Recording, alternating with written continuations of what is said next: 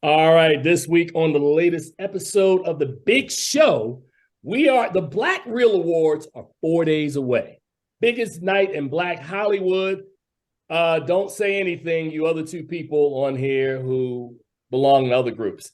We're gonna be honoring Angela Bassett, Kerry Washington, Deborah Martin Chase, FET Brown. It's gonna be a huge night. We're gonna talk a little bit about that during the show. And also this week, which is the reason why we got these brothers on. James Gunn and Peter Safran, the new co-chairs over at, is it Warner Brothers Discovery? Am I saying that right? That is the new Right. name. Thank you. Correct. Warner Brothers Discovery announced the first 10 films in what they are now terming the DCU. I read through some of it and I was like, ooh.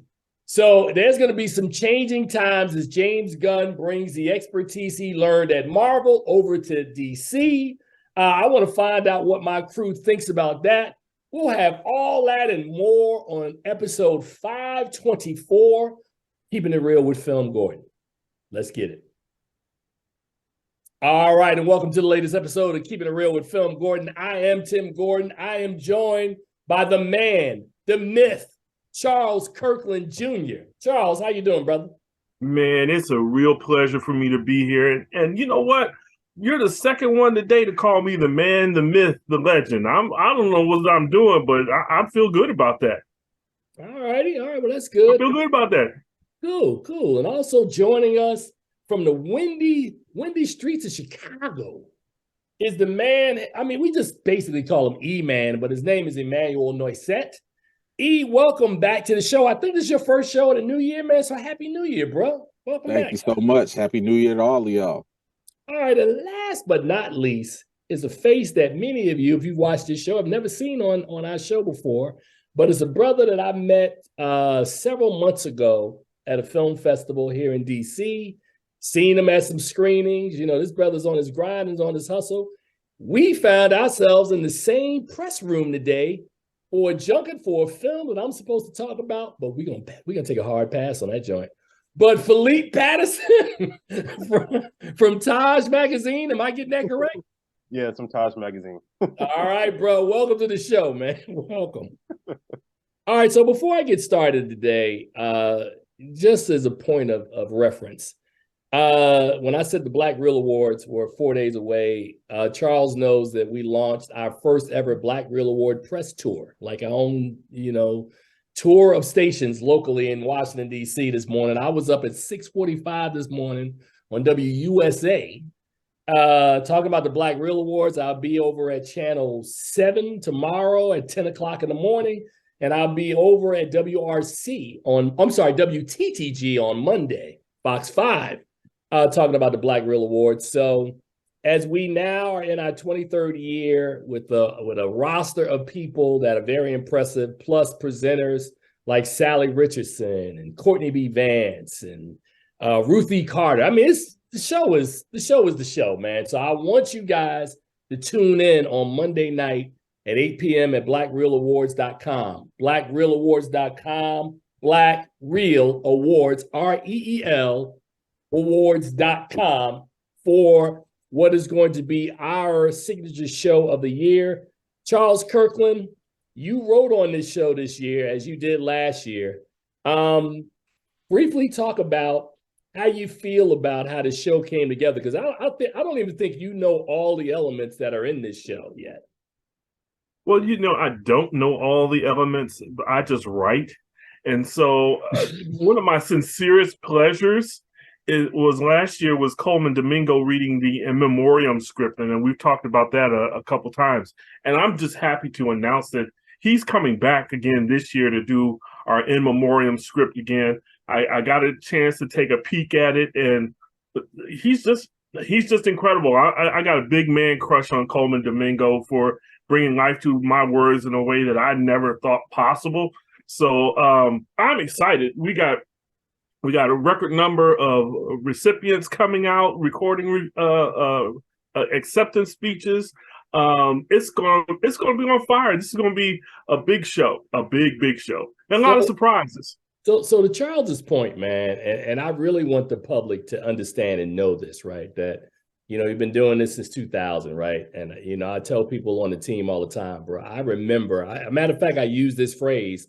I told somebody when we first started, man, Black cinema was a big, dark void in the wilderness, bro. I mean, and think about this, and this is both for Philippe and for E, right? So today, you guys are in the game where you got all these big time directors. But when we first started, Tyler Perry hadn't made a movie yet. Gina Prince Bythewood hadn't made a movie. There was no Ava DuVernay, Barry Jenkins, Steve McQueen. There were none of these people. So, it was funny because I was telling Charles we were recording somebody who was an A-list actor, and I was just pinching myself. I was like, you got to be kidding me, bro, because I remember what it was at the beginning. It's nice now, right? 2 decades later, it's nice now. But then, when I was getting stopped by people in the early 2000s and they were like, y'all gave such and such best picture. I said, bro, all we can do is honor what's out. I mean, this is what's out this year. I can't, my hands are tied. So, E, I'm gonna go to you, man, as a voter. And I apologize in advance, man, because next year we're gonna probably need to bring you into the camp, man, and get you working behind the scenes because the opportunity is vast, man. We got a really good team of people, and everybody's sort of bought into the mission of trying to honor these not just African Americans, but people of the African diaspora. As a voter this year, man, what did you think about the ballot? Because this is something that you participated in a record number, because we had 84% of our voting academy voted this year. To Charles's point, I think we got every winner to give speeches for maybe 4 out of about 23, 24 categories. So there were a lot of people that showed up for this show. So what was your sense this year of going through the process and looking at not just the nominees, but the winners, or I'm sorry, the nominees and well, you voted for the nominees, and then you also voted in the final ballot. Talk a little bit about that.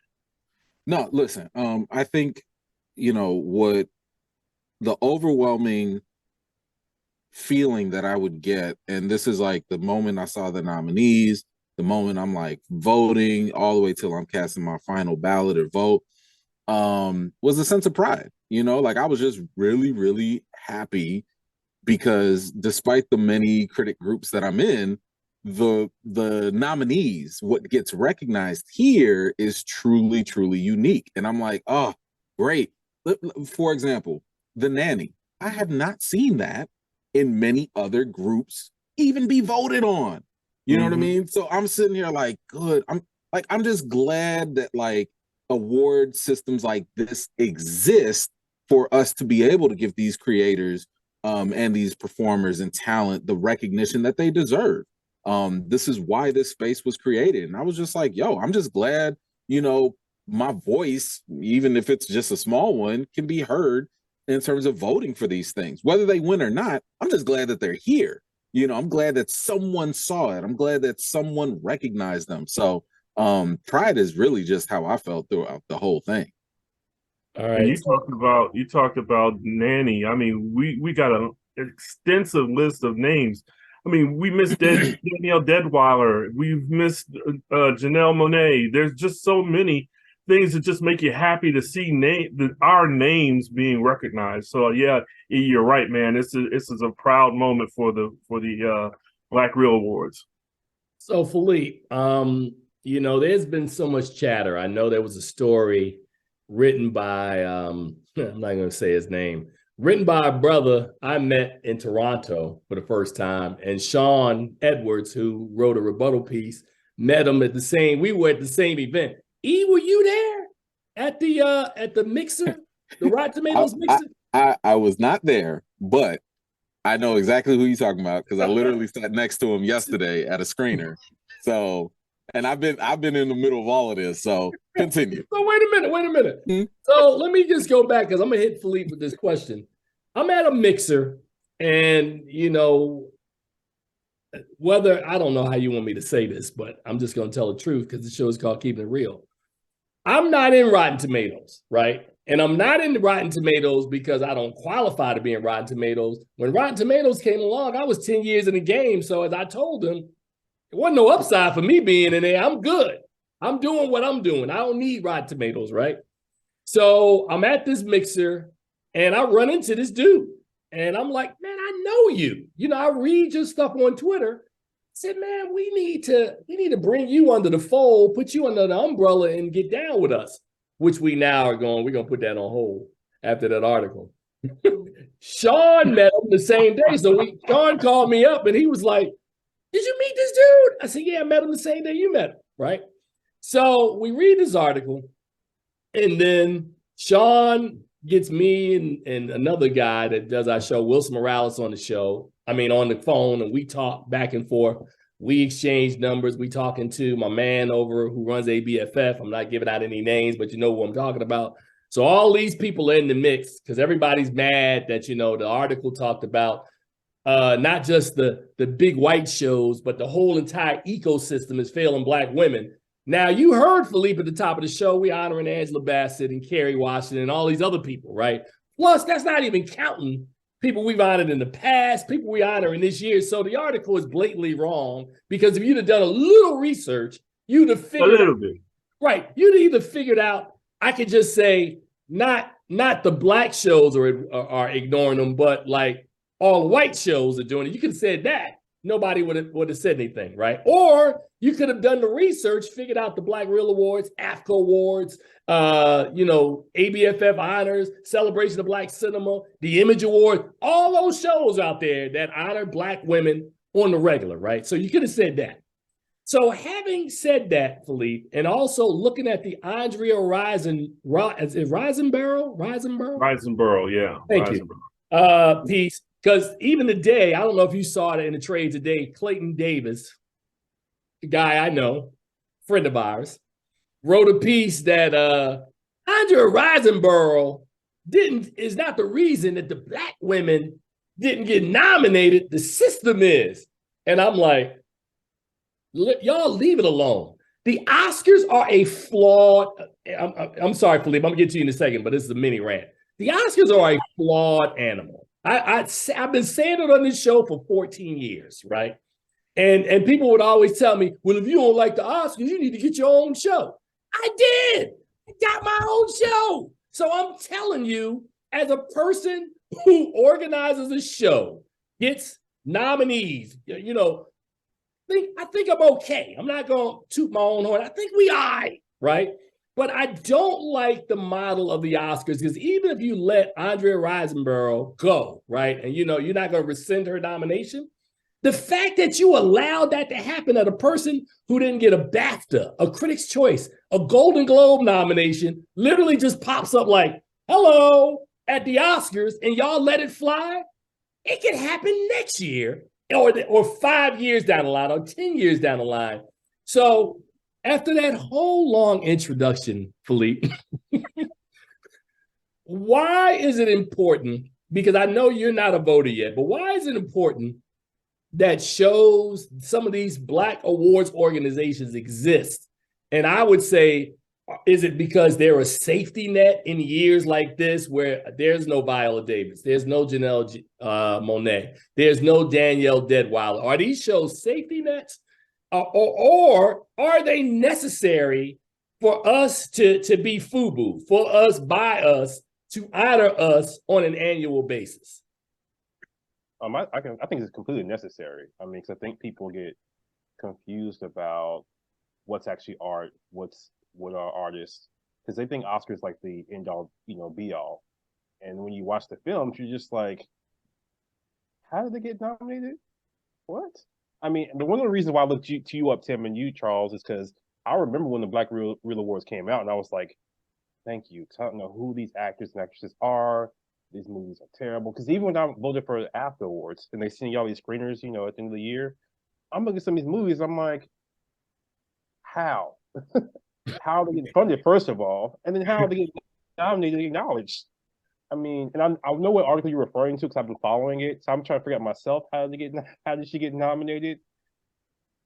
And I'm gonna tell you this much: like, I wasn't excited about watching Till until I watched it, and I was like, "This is a phenomenal film. It's an awesome performance. If she doesn't get nominated, I don't know what the problem is." So I think it's necessary for one that people are aware that we are talented and that there are good works out there of people of color, and that the system is kind of rigged in a sense. But we do need those for us as people, as artists, as critics, and also as for future artists as well. Because I mean, if we're acknowledging people for their artwork now, there's a little 5-year-old who's an actor, actress, or a filmmaker who can see I'm gonna get acknowledged for my work, and I want to push my work out there no matter what.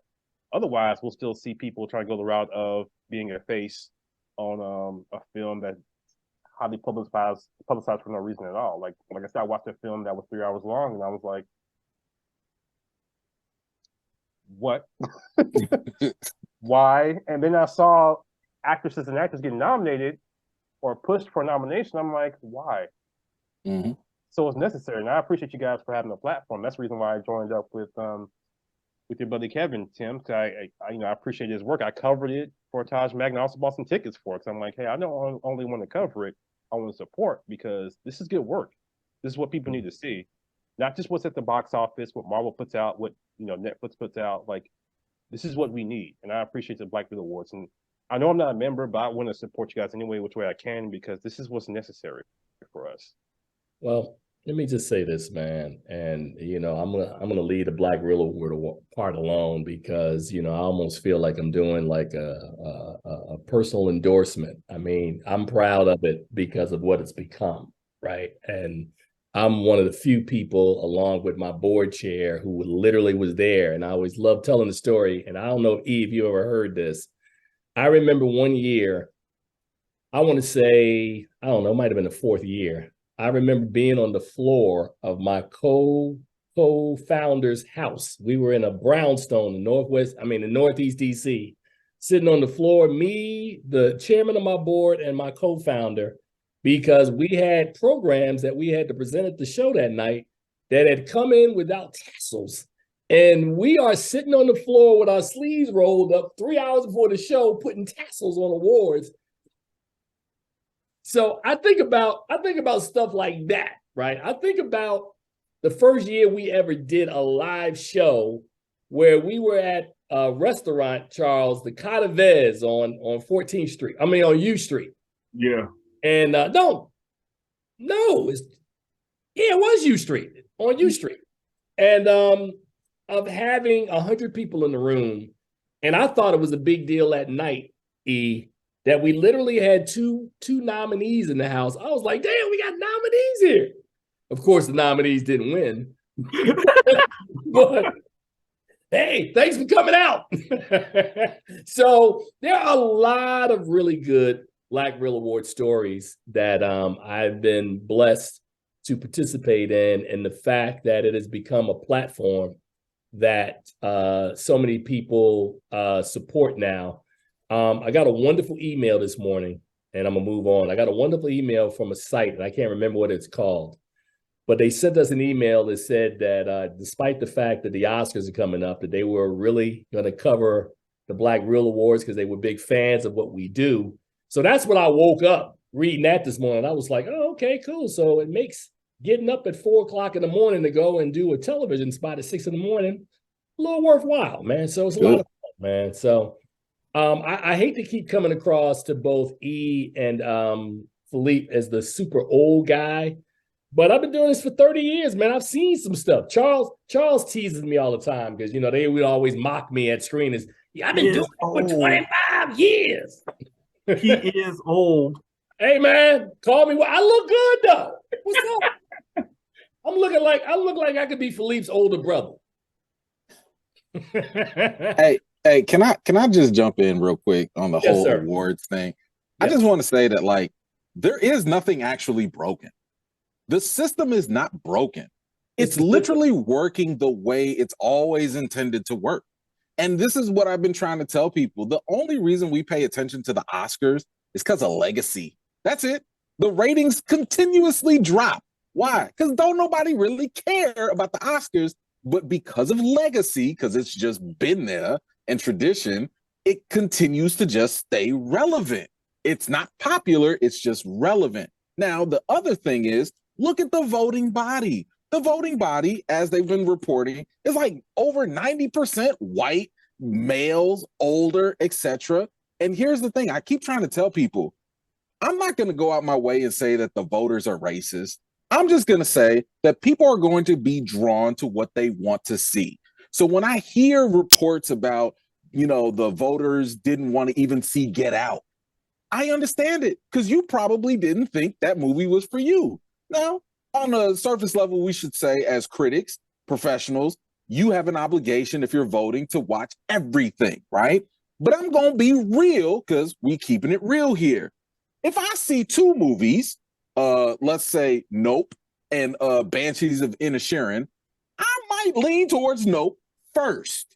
I'm still going to go watch Banshees, but I'm going to lean towards Nope first. Why? Because I can relate to it. So I understand when white majority voting bodies lean towards these obscure, random things that only they can appeal to.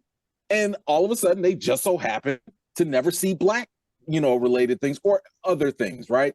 And the reason why I say that is because until the voting bodies of whatever award system you want to talk about actually are diverse, and I mean with a healthy mix, you're always going to get these snubs. You're going to see the Deadweilers not even be acknowledged, which is a crime. The Woman Kings not even get any nominations, which is insane to me, but that is why, and it also proves why Black Reel Awards, Image Awards, AFCA Awards, Celebration of Black Cinema, that's why they are necessary, because we do drive attention to those, performances or those things that need the attention. And the other reason why it's necessary is because the more we actually promote these things, when they see things in like Deadline, hey, the Black Reel Awards just awarded Gina Prince, like Bythewood for the Woman King. That puts her name in the conversation. It puts it in the ether. So for the people that didn't have it on the radar in these other voting bodies, maybe now they'll like actually take a look at it. For the people that, for whatever reason, might have ignored Angela Bassett, for Best Supporting, now they'll be like, ooh, all these other awards are they're giving Angela all this love. Maybe we should give this a second look. You know what I'm saying? So yes, it is for us, by us. And yes, it is necessary. And no, I don't think it's broken until they actually get themselves diverse. And in the meantime, shout out to the Black Reel Awards, man. I know you don't want to pat yourself on the back, but I will, because this is what the function is. It's doing what it's supposed to do, and it's working. So by virtue that I knew you were going on a militant rant, I went in and pulled up the child's chair so I could sit in it, and I'm sitting in it like, what's up? I like it. All right, but so here we go, man. I think we spent a lot of time. Like I said, the Black Reel Awards show comes on Monday night at 8 p.m. At blackreelawards.com. The AFCA Awards are coming up at what date? March the 1st. March 1st, yep. All right, cool. And I don't have a date for the Image Awards. I'm trying to think, and I think Just Friday's ABFF honors are coming up sometime in March as well. So it's important to support. I'm good because I'm kind of friendly with mostly all of these guys that run these organizations, and we talk to one another, man. So it's pretty cool, man, to kind of be in the circle, a small elite group of people. All right, man. So now it's time for us to talk about something that I really have no knowledge of. Philippe, are you a comic book guy? Somewhat. I mean, I grew up mostly reading like Marvel, a little bit of DC, but I did watch a lot of the DC animation cartoons growing up. But I was mostly like a Marvel guy. So let me set this thing up, man. 2006, I think it was, that Marvel, Kevin Feige and his crew had some IP, and they decided, you know what, I got this idea that we should over time, think about building a connected universe of all the characters that are Stan Lee and Jack Kirby and all these guys created. We should try to bring these guys together. But right now, we don't really have a lot of IP because we were giving IP away like it was nothing back in the 90s. So we got a couple of characters, man. I think we should start with Iron Man, right? 2008, first Iron Man comes out. They cast Robert Downey Jr. It's Terrence Howard. Trying to think. Gwyneth Paltrow was in the first one, right? She was Pepper Potts. Yes. And shockingly, Marvel did a couple of things with that first movie, right? Which I thought were genius at the time because nobody had been doing this. They made a movie that I thought was pretty good. I liked the first. Matter of fact, I loved the first Iron Man, right? And then at the end, we're sitting there, and all of a sudden, there's this end scene where we meet Nick Fury, played by Samuel L. Jackson, who tells Iron Man, "Hey man, you ain't alone." So off Marvel goes, and here we are now, 18 years later. I'm sorry, 16 years later, because 2008 to now, 16 years later. And the Marvel Cinematic Universe is arguably the greatest thing Hollywood has ever seen from a dollars and cents standpoint. I think it's grossed somewhere close to north of like maybe 28, 29, close to $30 billion. They made how many films now? Is it 30? Yeah, Black Panther was Wakanda Forever was 30. I think it was 30. It was a third. So they got 30 films. So they're almost averaging $1 billion a movie with the Marvel Cinematic Universe. Meanwhile, across the street over at Warner Brothers. He said across the street. Across the street.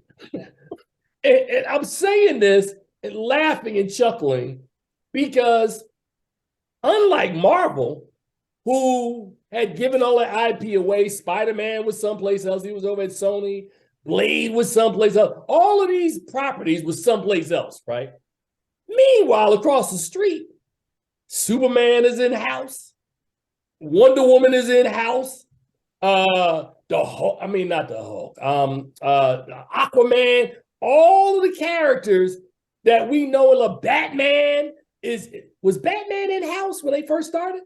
Yeah. All of that. Batman's in-house. So I'm thinking, oh man, we about to see DC tear this thing up. Marvel ain't coming out with like super characters, but man, they got Superman across the street. They got Batman across the street. Wonder Woman is chilling across the street. You know what? Unfortunately, you know what DC didn't have that Marvel had? Kevin Feige. Or a guy that thought like Kevin Feige. And guess where we are now, 16 years later? We get a press conference early this week with James Gunn and Peter Safran, who are rebooting the DCU. Is this the third reboot? Am I right? Second, third reboot? They don't know. No one knows. Nobody knows. I mean, Nobody knows. It depends on when you start counting. Who knows? Even if you count it, it never makes sense. So this is the first reboot. That's the best way to make your mind make sense of this. So before we even discuss what DC did this week, let us use this as a practical application for business, right? Lee, Charles, E, you with me, right? Okay, this is an Android, and I don't have my work phone, which is an Apple, right? In my hand, right? You notice that the Android is able to survive in the world with the Apple, right? They both have a place, right? They got a marketing campaign for the Android that I think is highly effective. We know Apple's got content that's highly effective. They're able to work. I'm trying to figure out, for the life of me, how do you start off with arguably the most recognizable characters in all of cinema that are superheroes versus having to see Iron Man, having to see some characters like Iron Man, from what I was told, because I didn't read the comic books, somebody told me Iron Man was like a D-level hero. Correct. I would nobody say checking for him. I would say He was like C-level. BC. Yeah. Nobody was checking for him. Is he a checking for C-level guy? I say C because I mean I recognize him more so not past the comic books during the arcade games. I think that's where people start to recognize him as a solid character. But we grew up with Superman. Look, I'll put it to you like this. The main difference is, and this is the easiest way I get people to understand it, were they underwear superheroes? Remember when you was a little boy, or if you're buying little clothes for little boys, and they would have the superheroes on the underwear. I know when I was a little kid, I wanted them. Underoos, baby. You know what I'm saying? Right. Look, you know who was on there? Superman, Batman, maybe Spider-Man, maybe Hulk. That was about it. You ain't have no Iron Man underwear. They did have Wonder Woman for the girls. They did. Well, I wasn't checking for that at 2 years old, but all right, man. You know. So talk to me. Let's talk about what they did this week, man. They announced 10 projects. We're doing, is it called Elseworlds? Because I'm just doing this off the top of my head. Brave and the Bold, Creature. Swamp Thing, you got Creature Commandos. Yeah, all this is kind of. So, but here's the thing. Here's what I want to bring to y'all's attention. So one thing that breaks Marvel away from DC is the storytelling. That's what makes it more interesting. Starting off before even the movie is shot, these characters are more compelling. They're more flawed to make it more interesting. So story development's a little bit more interesting, more compelling. DC, they're superpowered. The only person that's not superpowered is Batman, which is the more interesting character. Which is why his movies are gross more money because he's more interesting. He's more relatable, yeah. More relatable. So I mean, when you have these superheroes, you don't have good stories. Then why are we going to watch it? Why are we going to feel something about them? That's why people like Wolverine because he's so flawed. And when you have stories like that, it makes it easier for you to make a movie. Because that's what they teach you in film schools. What? Make compelling characters, more relatable characters. So we have all these flawed characters you can build upon each other. You're more sense to want to watch. So that's why I think Marvel has the one-up is just the characters. I mean, we can even start off. I'm gonna go ahead and mention this because y'all forget Blade, 1998. Shout out to Blade. Shout out to Blade. He kept him afloat. Yep. Flawed character. He's a black character, half vampire. Strength of the vampire, weaknesses of same as a human. But when you have those interesting characters and interesting stories, it makes it easy for you to make a film. Right. So go ahead. No, this is so complex. So all of that is true. And it's one of the reasons why even in the comics, they constantly had to reinvent and reboot on DC. And it's one of the reasons why they have what they call the Superman problem, right? Because there was a point in time where this man would go hachoo and blow out a whole universe. So this was, I want to say, the golden era or whatnot of comics. So, translating something like that to film, especially post Christopher Reeve, was really, really difficult. And they were not having a lot of success because even though people like to tout comic book movie fatigue, which is a lie, it's not a thing, you really are just tired of bad movies. And guess what killed the comic book movie genre for a good amount of time? Batman Forever, Batman and Robin, with Arnold Schwarzenegger talking about just chill, all of that stuff, that killed it. People got tired of bad movies. So again, shout out to Blade.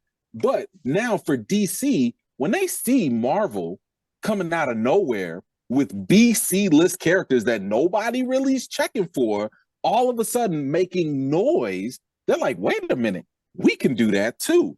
And as many comic book fans understood, DC tried to look over their shoulder and do what Marvel was doing.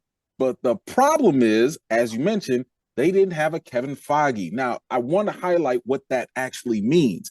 Kevin Feige was brought into the game under the wings of Richard Donner. So for a long time, Kevin Feige went through the motions on how to make movies. He understood the game on that end. At the same time, the man is a bona fide nerd. He puts together Star Wars pieces, piece by piece, to do the starships and stuff. Yeah. So he knows the characters intimately. He knows why we like Wolverine. He knows why we like Spider-Man. And when you put those two things together, that's how you get the Marvel Cinematic Universe. You don't have that in Hollywood. You might have comic book minded people, Jeff Johns, Walter Mata, Jim Lee, and they know the characters, but putting the movies together, not so much. Then you have other execs who know how to put a good movie together, but they don't know why or how those characters function to make them popular. This is why you kept getting all this friction happen in DC. And again, I'm gonna try and wrap it real quick because it's still a lot. You good, bro? No, this is good. Break this down because I've never heard it explained this way. Go ahead. Okay, let me get the sleeves up real quick. Then you come into Zack Snyder, and Zack Snyder, prolific visionary, like visual director. He's also a comic book nerd as well. However, his vision is so niche. It is so very specific for a subset of a subset of a subset of a culture that he decided to give us something opposite to what was currently happening with Marvel. Marvel was nice, bright, funny, fun, all that. He was like, look, I'm gonna give y'all something dark. I'm gonna give y'all something gritty. And the thing is, yes, sometimes we do like an opposite, but he went too far over the edge with his vision, and a lot of that didn't gravitate with the general audience. Okay, my question to you is we acknowledge now that Blade really reinvigorated that genre, right? In the late 90s, mid to late 90s, right? Invigorated Marvel, not the whole genre. Not all Marvel, of them, just Marvel. Right? Yeah. Marvel. But let me tell you what I thought was really interesting, man. And I remember being in San Francisco at a film festival in 2006, 5, and they had a screening of Batman Begins, Christopher Nolan's first movie. And I made a phone call back east. I'm like, yo, man, I need to get in the screening. So that's one of the few times that I've ever been out of DC that they were like, oh, yeah, man, you in San Francisco, go to the screening. And I watched Batman Begins and I go, man, I love Christopher Nolan. This movie is good. The next movie, and Charles knows this, you guys can give me Winter Soldier. You can talk about any movie that Marvel ever put out. No movie from that genre to me is better than The Dark Knight. I'm just sorry. I mean, that's how I feel, right? And I remember, and yeah, E is giving me the look. I remember when The Dark Knight came out, I think I wrote, my site's been around since 2000. I literally think to this day, that's the longest, most detailed review I ever wrote for a movie was for The Dark Knight. I loved that movie and those performances, right? So while E may have issues, and I respect E, I'm not going to try to listen to E's issues about The Dark Knight, but I just think that when you talk about Zack Snyder, to me, what I think happened to Zack Snyder and that dark vision you just talked about is that he tried to follow the blueprint of what Christopher Nolan did in those 3 movies, and they kept making all those movies as dark, but it didn't work for everything else because you talked about Batman being such a popular character because Batman people is relatable. It's more complicated than that. It's literally more complicated. But all right, so I've said that. Go ahead and continue. So Nolan was an executive producer also on with Zack Snyder. But the problem that ended up happening was not only was it just Snyder's vision, because one of the things that people do is we give Marvel too much credit as if in hindsight, they had everything planned. There was no grand vision in Iron Man. They happened to be like, let's see where this goes. Like it was literally trial and error with everything in the beginning. It wasn't until phase 2 that they was like, okay, all right, now let's try and actually connect stuff together. But the thing is, Marvel was always doing an organic process to get to the point that there are now. The issue with DC was they tried to copy that as if it was something copyable. It was not, because it was trial and error. What worked back then was not going to work for you in 2012, 2016. That's not, the market changed, the attitudes change and shift. But the thing with Snyder and all that, there was also a lot of studio interference. It's not just all on Snyder. Snyder had his thing, and that's one thing. But at the same time, the studio rushed production. Unfortunately, he had his family tragedy go on where his daughter committed suicide. He couldn't finish Justice League, and they brought in Joss Whedon. They did all these studio executive decisions that just screwed up the theatrical version. Then you had the fan backlash with release the Snyder Cut and restore the Snyder. It's a mess. It's a mess that's been going on literally to this day. But a lot of it has been, I would say, terrible management from the previous regimes. And it's one of the reasons why we've already gone through literally 3 iterations of management. You know, they've had to fire execs left and right, change regimes. They've had controversy after controversy with Ray Fisher, with Zack Snyder, with all these different things going on. And the biggest problem has been a lack of coherency. There just hasn't been, it just never came off as y'all know what y'all doing. And that has been the overarching problem. So when you asked before how many reboots, nobody knows because everybody was trying to do different things. And then all of a sudden, it was literally the Wild Wild West when it came to the superhero movies for DC, because they was like, man, you know, hey, try a Harley Quinn movie. Let's see what happens with that. Do a Joker movie. Nah, it ain't connected. Just do that. Hey, Matt Reeves, you want a Batman? Man, you got your own Batman. They literally threw anything that stuck, and that was it. There was no main continuity. There was no connection. And now you brought James Gunn and right, Peter and that's what I wanted to get us to. So let me. That's your semblance of sanity. That's it. So let me ask you a question. Right, I was. I'm not gonna say stunned. I was a little surprised when I listened to this press conference, and they said, and I quote, that for the first time with James Gunn and Peter Safran, that all the movies, all the television shows, the gaming, everything is finally going to be coherent under one piece. And I went, what have you guys been doing for the last 16 years? What have you been doing? And I guess you kind of explained it, E, where I would always tell Charles, I was like, these films don't connect to each other. These worlds don't connect. They're all standalone movies. I thought, honestly, as much as I loved Christopher Nolan's Batman films, well, not necessarily the last one. The last one I thought was just a bridge too far. Like, you can't, I realize it's in the comic books. You can't break a man's back, and in a year he comes back and kicks butt. This is just not even physics. That's not even real, Batman. Right? Yeah, Batman, right? I thought one of the biggest missed opportunities during that entire franchise was the fact that nobody at DC thought we should try to connect these universes and try to bring in a Joker, bring in this character, bring in some character that could have kind of spun off from that film, and then you were able to build something out of it. I thought they couldn't do that. Yeah. Oh, go ahead, Philippe. Go ahead. I was gonna say, man. I think me and you are on the same note here, Emmanuel. I think the studio probably tried to bring the Christopher Nolan, and he was like, "No, that's not my vision." Right. You know, well, if it's not your vision, watch this. If it's not your vision, maybe you shouldn't be directing these movies, because you see how Marvel moves in and out of directors. You're not gonna say, but Nolan didn't do anything after Batman. He stepped out, and Warner Brothers wanted him to be like Feige and run the whole thing, but he's not interested in being. That's not his thing. But he's and he'll tell you, he did not make a superhero movie. He made a crime drama that had a superhero in it.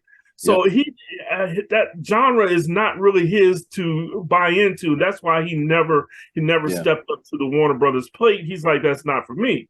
All right, wait. Stop right there. So, to your point, E, because a lot of this is stuff you said, right? Mm-hmm. Shouldn't it have been a conversation before you even gave Nolan the job to do Batman Begins to go, well, actually, when they gave him the job to do Batman Begins, there was no such thing as a cinematic universe, because Marvel hadn't that yet. Okay, that's what I'm saying. Yeah, you know, this is all hindsight. You know, like in hindsight, we could be like, man, why didn't y'all think of this? Back in 2010, it wasn't a thing. We didn't know anything was going to connect. We didn't know anything was meant to be. It was kind of fun when Iron Man and the Incredible Hulk kind of sort of tied in, and we was like, okay, but whatever. Look, even the staying after the credits for the post-credit scene thing, that wasn't even a thing yet. You know what I'm saying? So all these things they didn't know, and at that time, Christopher Nolan and Warner Brothers, they had a fantastic relationship, and in a sense, you wasn't gonna tell Christopher Nolan nothing. You was gonna do if he wanted to do a trilogy, and that's it. That's all you was gonna get. So wait a minute. because I remember this was a big deal, and I didn't understand why at the time, but I understand now. I remember talking to somebody at the screening before the Avengers, right? Because people were telling me, because I remember being on the air going, "How you gonna make a movie with all these characters in it, and it's gonna be convoluted?" And it was anything but. And then 7 years later, they was like, "Tim, hold my beer." When they did Captain America, what was the name of the movie? Civil War.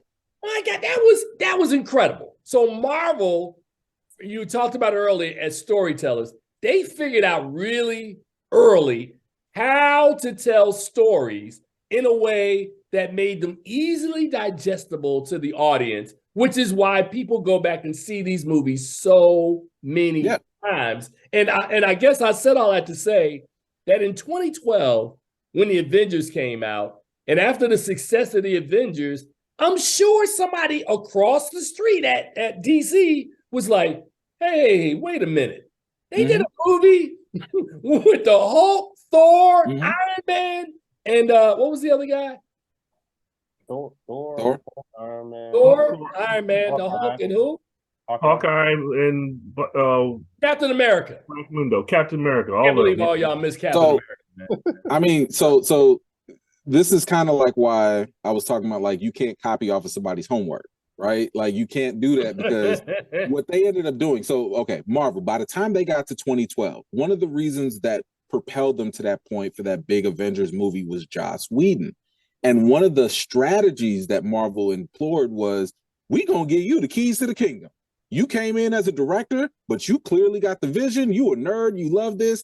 You can do everything. So they gave him, what was that? Agents of S.H.I.E.L.D. to do a TV show as a spinoff. They gave him Avengers, Age of Ultron, and all of that. So they gave him the keys to the kingdom. He became an executive producer, and they were like, "You drive the car. You drive the ship." You know, for a minute. Now, Kevin Feige's still there, but they were like, "No, you got this. You just made $1 billion off of Avengers. You got this." And it crashed and burned. Avengers, the first season, just the ratings went down. It just didn't work. Age of Ultron, even though it made $1.5 billion, it was still viewed as an underperforming film. Crazy as that sounds, it was still underperforming. And Marvel got rid of that plan. They were like, "Yo, we're not about to give these directors everything. Kevin Feige's got the vision, and we're going to have people under him, Nate Moore, Victoria Alonso, so on and so forth. They're going to be the second in they're going to be second in charge. And then we're going to get independent directors and people with different visions, but they only going to play in the little sandboxes, but we going to control the overall thing." And that's one of the reasons why even the Russo brothers, they got to do their thing in Winter Soldier, Civil War, and Endgame, but they couldn't go beyond that. They couldn't go beyond whatever Kevin Feige designated. Watch this. Or somebody like Ryan Coogler, because I remember when they were wooing Ava DuVernay, right? And they were like, "We'll give you Captain Marvel or Black Panther. You can have one of them two." And she came back with that press conference. "Hey, man, Marvel wanted too much control." And then suddenly Ryan Coogler gets a job and Black Panther's in Oakland. I'm like, Ryan Coogler didn't have an issue with some of the stuff that he wanted to do. But notice, like, when I was talking about all the stuff that they did before and how they evolved and started getting different directors, DC didn't jump to their new plan. DC went to their plan A, which was, "Oh, we see what y'all did with Joss Whedon. Y'all gave him the keys to the kingdom. We got a director with Zack Snyder. He did okay with Man of Steel. Let's give him the keys to the kingdom, and he will be the executive producer and the visionary for everything." So they gave Zack Snyder a responsibility that he was not really able to handle in that position, and they crashed and burned the same way Marvel almost crashed and completely burned had they let Joss Whedon just continue. They never evolved. And that's why DC has been in the mess they're in now. And now they're finally getting to the point that Marvel started off with, which was, we actually need somebody that knows what they're doing, and let everything else trickle down from there. That's why they got James Gunn and Safran. So wait a minute. So let me get to Philippe. So now we got James Gunn, who started at Marvel. Well, not started at Marvel, but worked at Marvel, did three Guardians of the Galaxy movies, but got fired off of 2, went across the street, made a movie across the street, and now across the street is like, wait a minute, maybe you can sprinkle some of that Marvel magic on us. What do we think about James Gunn? Because James Gunn may know the properties, but my thing with James Gunn is that James Gunn is actively still wanting to direct some of these things, write some of these things, and I think at some point, Gunn is going to burn out from trying to do too much stuff over at DC. Am I wrong? I'm gonna start with you, Philippe. Am I wrong? No, I mean, so I think that he's used to doing individual projects, which makes quality projects like Peacemaker. Nobody thought that would be as phenomenal as it is, but it is. So my concern would be that he will burn out. I mean, I know he's picking some unique characters and intellectual properties, but I think it may have mentioned over time, like if you're trying to do all that at once, like it takes a lot to, produce that type of universe. Because I mean, even Kevin Feige has like a little getaway excursion for people to get away. Right. Yep. For several days, and they just sit there just so they can plan, plan and relax and everything else. DC's not going to do that. They're going to be like, "Hey, this is what we need. We need this done at this time. We need to make this amount of money." And he's looking at the checkbook like, "I get this money. I don't know if I can do all that." So that's my concern is that he's going to put out some. He'll start off like on a run, another good, maybe 2 or 3 good projects. Charles, we got 7 minutes to go, man. I mean, this is fascinating the way you guys have laid this out, man, because this is not the direction that I wanted the show to go in, but guess what? I'm good with it because I think you're educating. Oh, I'm sorry. I just saw a text come in. I was like, oh, that's not the one. That's not what I thought it was. Tim, I wanted to add this right quick. So the one thing I did always wonder about is how is it that the animated movie universe of DC was so polished and so good. Ooh, it sucked. And I'm like, listen. I mean, under the red hood, Young Justice. Come on, yeah. Come on, Flashpoint, Justice League War. Come on now, Dark Side of Politics. The performing division of DC was the movie division. If you talk about the television, everything was on point. The animated was on point. Because you had Greg Berlanti on the television side overseeing like Feige did all the shows. He was the creative director for all these shows, EP, showrunner. He was making those things run all together, so it was very cohesive for the television environment. And then when you get onto the animated side, again, you still have those same creatives making sure you got the consistent tone for each different property, but they all work together. So they had the model, they just didn't apply it across the board to the movies. And by the time they realized what was happening, they were already behind the curve. Like you said, when they hired Joss Whedon, Zack Snyder, they had not realized that system that they were putting in place was going to fail. So they were still behind the curve. So they rushed to try to get back in front of it. Now the whole thing with James Gunn, I agree. I think he's bit off a whole lot more than he can chew in writing and directing all these films. And maybe that's why we have Peter Safran there, who's going to try to rein him in and try to make everything work in that way. But he's going to be like Tyler Perry, just trying to write all these things, and it's not going to work as well with him doing so much. It works well for Tyler Perry. Does it? Does it really? Does it? I mean, he's going to have to let go of the reins and let some other creatives do work and oversee, make sure that they got the tone, have those retreats like Marvel does, and make sure that they got the right ideas. Put your hands on, but don't put your hands in, My biggest concern is the fact that he will get Tyler Perry-ish.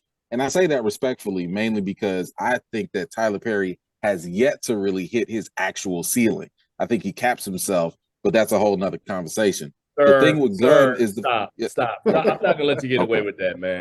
Okay. This man has the oval. I will back up everything I say, but go ahead. Go ahead. Come on, man. What? What? Bruh, What? Wait a minute, I think y'all are arguing the same point. So just because you can do a thing, doesn't mean that the thing is done well. That's all I'm saying. Yes. I'm with you on that. But all I say for Gunn is the fact that, like, Tyler has it in ceiling. I'm like, no. If Gunn is going to be writing and directing so much, which I kind of wish he wouldn't.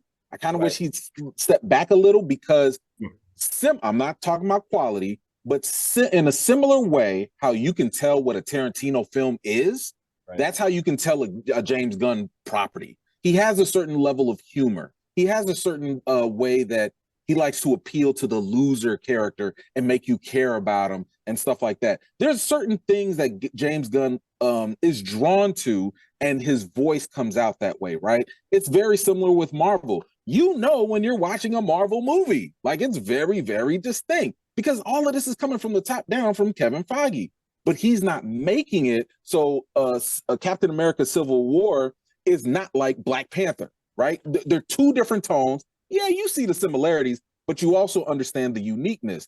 I don't know if James Gunn is going to get that. That's my concern with him, and I hope he does delegate a little bit more to other creators, because unfortunately, like Tyler Perry, who's going to check him? Because Safran is just a co-executive. He's not above him. And I don't know. I mean, Zaslav's like, man, y'all better just go make me some money. Like, Zaslav, he don't care about nothing. Is it costing me something?